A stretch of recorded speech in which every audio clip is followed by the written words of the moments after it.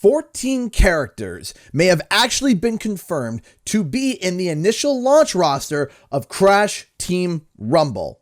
That's right, 14 characters. We figured this out by ripping a picture from the Crash Team Rumble official website and then deciphered who each character was. However, though we know there will be at least 14 characters, we only know who 13 of them are, as there is one character that is still a mystery to all of us. Let's talk about it. What's up guys, Canadian Guy here and back with a brand new Crash Team Rumble video. KBABZ, an awesome member of the Crash and Spyro community and soon to be additional editor for this channel, went to the Crash Team Rumble official website and found a certain background asset. The asset was a wallpaper of miscellaneous icons. Now, at first glance, this may not seem like much, but when you zero in on some of these icons, you start to ask questions and start connecting the dots. What we figured out was that each one of these icons represents a character, like Crash's shorts, Tana's hookshot, and Embryo's beaker. These were all characters that were confirmed in the reveal trailer at the Game Awards. In grand total, 8 characters were confirmed in the opening trailer, and all 8 have icons to match this wallpaper. However, Catbats is actually one we need to cover more on later on in this video, because it's going to blow your mind. But here's the thing, though all 8 characters have icons in this wallpaper, there's actually 14 unique icons. So if every icon is tied to a playable character, that means there are 6 more characters that have yet to be revealed. So who are the other 6 characters? Well, let's start with 3 of the obvious and easy ones. The Rocket can literally be only one character, and it's very easy to point out. It's Dr. Engine. With the confirmation of Embryo being playable and him being a boss in Crash 4, it's an obvious choice to also have Engine, who also was a boss. Yes, collecting juicy wumpas from the bandicoots will be fun.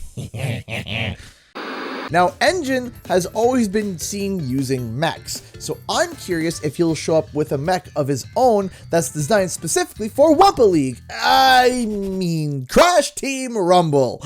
I promise I will eventually stop calling it that. I am curious though if the design that was used in Crash on the Run will be used in some way, or it could literally be his jetpack that he used in the opening when we saw him in Crash Bandicoot 4.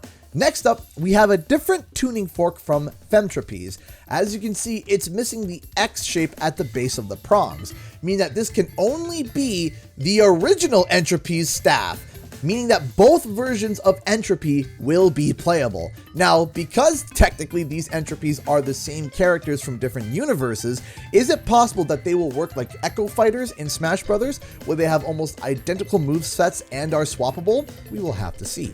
But overall, I'm very happy to see the OG Doctor of Time in the Crash Bandicoot universe become playable for the very first time. Not including, of course, CTR.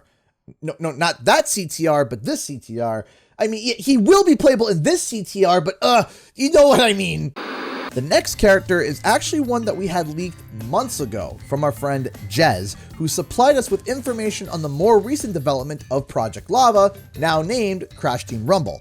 Jez claimed that Ripperoo, our favorite explosive maniac, will also be a playable character. So, taking a look at this wallpaper again and seeing the TNT crate, which is Ripperoo's signature weapon, tells me that he is exactly right. If you don't know, Ripperoo actually was in Crash Bandicoot 4, albeit very briefly, in the background of Offbeat, but he was originally supposed to be some kind of an environment boss in Run It Bayou, hence why there is a litany of TNT crates everywhere, especially close to the end. So it makes sense as to why he would be in the game.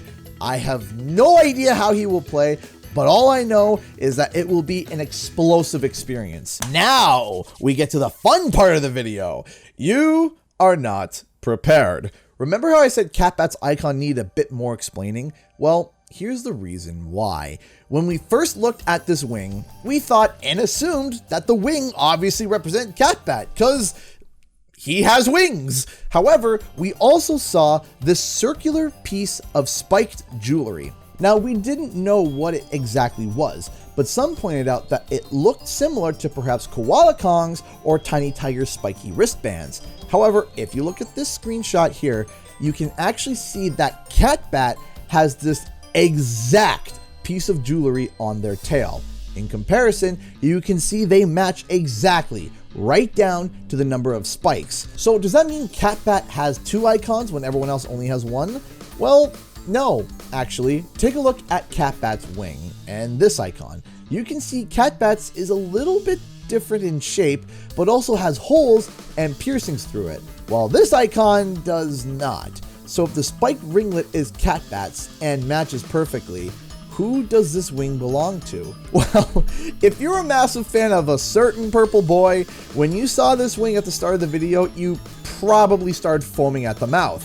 That's right, he is the #1 guest character to Crash's spin-off titles in recent years and needs a new sequel. I'm looking at you, Activision. This wing belongs to none other than Spyro the Dragon. Take a look at Spyro's wing in this image and compare it to the icon. It is literally identical. The shape, scale, bones, mesh, everything about it is a perfect match. Now, maybe for some reason, you're not convinced it's Spyro. Maybe you're in denial and think that Toys for Bob decided to just make a new random character and just rip the wings off of Spyro and stuck him to some angry blue wallaby and call it a day. Well, the next icon actually pseudo-confirms Spyro as well. Take a look at this giant jeweled amulet.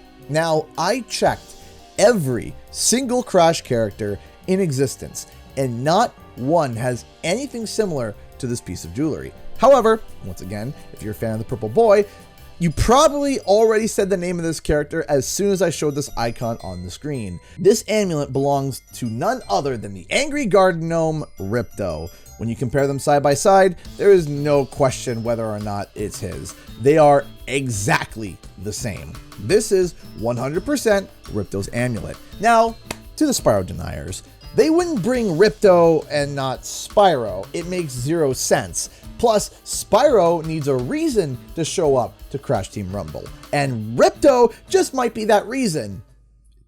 It's a small reason, but a reason nonetheless. Now, before we get to the final character, I just wanted to say that if you're enjoying the video thus far and want to stay up to date on everything Crash Team Rumble, along with other franchises like Spyro the Dragon, consider subscribing and hitting the bell, because I'll be covering every aspect of those games. Anyway, back to the video. Now, there is one character left, and we don't know who it is. This character is literally only represented by this leaf. That's all it is. Just this basic, run-of-the-mill leaf. A lot of people's knee-jerk reaction was Allura because of the leaf outfit that she wears in the Reignited trilogy. Now, do I hope it's Allura?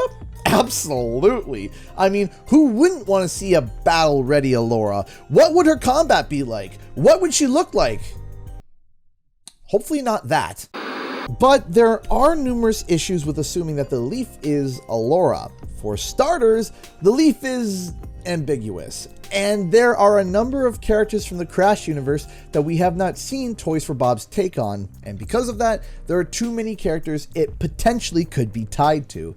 For example, in this concept art piece here, we can see that Rob Dunas, one of the fantastic artists on Crash 4 and Spyro, explored early iterations of Papu Papu, where one of his designs has leaves on the edge of his tribal dresswear.